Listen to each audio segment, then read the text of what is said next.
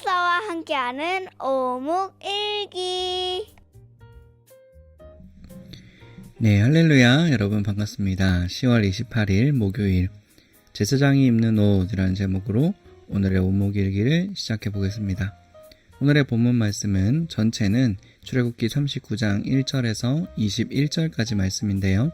그 중에 1절에서 7절까지 말씀 저희가 같이 보도록 하겠습니다. 그럼 1절부터 읽어보겠습니다. 그들은 파란 실, 자주색 실, 빨간 실로 제사장의 옷을 짜 만들었습니다.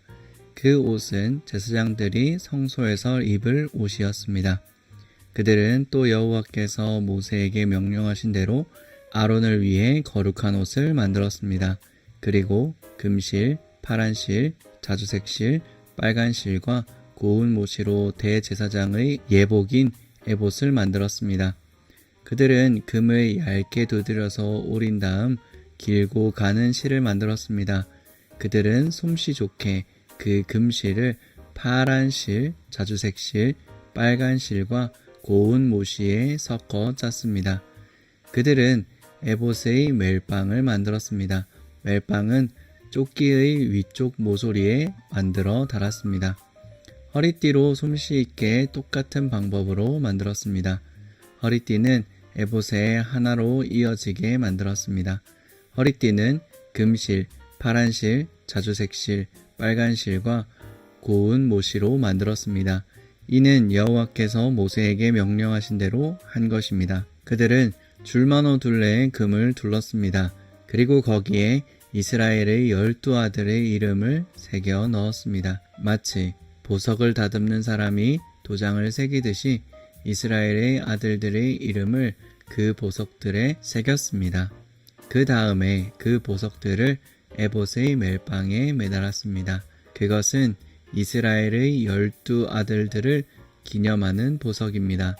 이는 여호와께서 모세에게 명령하신 대로 한 것입니다. 아멘. 네, 우리 첫 번째 다 읽어봤는데 어땠나요? 이 전체적으로 제사장의 옷을 만드는 이야기를 담고 있는 본문이었어요. 그런데 특별히 이 대제사장이 입는 옷은 아주 멋지고 굉장히 아름다웠던 것 같아요. 참고적으로 볼 수 있겠지만 여기 아래에 그림에 이렇게 빨갛고 파랗고 보석이 막 박혀 있는 이런 옷을 대제사장이 입었던 것 같아요. 그 대제사장 옷이 어떻게 만들어졌는지 우리 함께 살펴봤는데요. 특별히 이게 이해가 안 되고 어렵고 그런 것들은 별로 없었던 것 같아요. 그런데 여기 중간에 이 줄만호라고 하는 말이 잘 흔히 안 쓰는 말이라서 잘 몰랐을 것 같다라는 생각이 들었는데요.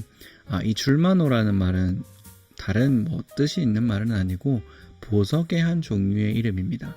그 외에는 여러분들이 잘 아는 단어들인 것 같아요. 혹시 모르는 것들이 있다면 나중에 적어놨다가 저에게 물어보셔도 좋을 것 같습니다. 자, 첫 번째 이야기는 이 대제사장의 옷을 이렇게 만들었다라는 내용이 담겨 있는 글이었습니다. 자, 그럼 이제 두 번째로 같이 읽어볼 텐데요. 두 번째로 읽어볼 때는 늘 우리가 했던 것과 마찬가지로 하나님께서 특별히 내게 주시는 말씀, 그 본문이 어디인지 살펴보면서 읽어봤으면 좋겠습니다. 그럼 두 번째 읽어보겠습니다. 그들은 파란 실, 자주색 실, 빨간 실로 제사장의 옷을 짜 만들었습니다. 그 옷은 제사장들이 성소에서 입을 옷이었습니다. 그들은 또 여호와께서 모세에게 명령하신 대로 아론을 위해 거룩한 옷을 만들었습니다. 그리고 금실, 파란 실, 자주색 실, 빨간 실과 고운 모시로 대제사장의 예복인 에봇을 만들었습니다. 그들은 금을 얇게 두드려서 오린 다음 길고 가는 실을 만들었습니다. 그들은 솜씨 좋게 그 금실을 파란 실, 자주색 실, 빨간 실과 고운 모시를 섞어 짰습니다. 그들은 에봇의 멜빵을 만들었습니다. 멜빵은 조끼의 위쪽 모서리에 만들어 달았습니다. 허리띠도 솜씨 있게 똑같은 방법으로 만들었습니다. 허리띠는 에봇의 하나로 이어지게 만들었습니다. 허리띠는 금실, 파란실, 자주색실, 빨간실과 고운 모시로 만들었습니다. 이는 여호와께서 모세에게 명령하신 대로 한 것입니다. 그들은 줄만호 둘레에 금을 씌웠습니다. 그리고 거기에 이스라엘의 12 아들의 이름을 새겨 넣었습니다. 마치 보석을 다듬는 사람이 도장을 새기듯이 이스라엘의 아들들의 이름을 그 보석들에 새겼습니다. 그런 다음에 그 보석들을 에봇 멜빵에 매달았습니다. 그것은 이스라엘의 12 아들들을 기념하는 보석입니다. 이는 여호와께서 모세에게 명령하신 대로 한 것입니다. 아멘. 네, 여러분은 어땠나요? 어떤 본문이 여러분에게 되게 와닿았나요? 저는 특별히 같은 부분이 반복되고 있는 구절이 있었어요. 그 부분을 되게 좀 자세히 볼 수 있었는데요. 첫 번째 여기 보면 모세에게 명령하신 대로 아론을 위해 거룩한 옷을 만들었습니다. 이 부분 하고요. 이는 여호와께서 모세에게 명령하신 대로 한 것입니다. 라는 부분, 이 두 부분이었습니다. 공통적으로 여호와께서 모세에게 명령하신 대로 사람들이 만들었다라는 내용을 담고 있죠. 사실 이 제사장이 입는 옷이라고 하면 화려하게 만들고 싶으면 충분히 화려하게 만들 수도 있고, 요즘도 왜 세상에 명품이 있는 것처럼 이제 하나님을 만날 수 있는 유일한 사람이 입는 옷이기 때문에 이렇게 거창하게 화려하게 더 본인이 원하는 대로 예쁘게 본인이 생각하는 아름다운 모습으로 충분히 만들 수도 있었을 거라는 생각이 들었어요. 그런데 여기 보면 그들은 자기의 생각대로, 자기의 느낌대로, 자기의 감정대로 그 옷을 만든 것이 아니라 여호와께서 모세에게 명령하신 대로, 여기도 여호와께서 모세에게 명령하신 대로 그 모든 것을 만들었다는 것을 볼 수 있습니다. 저는 이 부분에서 우리도 이 세상을 살아가면서 하나님 일도 하고 우리의 공부도 하고 무엇이든 할 텐데 그게 하나님의 뜻 안에 있다는 것을 기억하고 다른 것, 내 마음대로 하는 것이 아니라 하나님의 명령대로 할 수 있었으면 좋겠다라는 생각이 좀 들었거든요. 그래서 오늘 저는 이 중요한 본문으로 이 본문을 한번 뽑아봤습니다. 네, 여러분은 어땠나요? 여러분의 선택도 궁금하네요.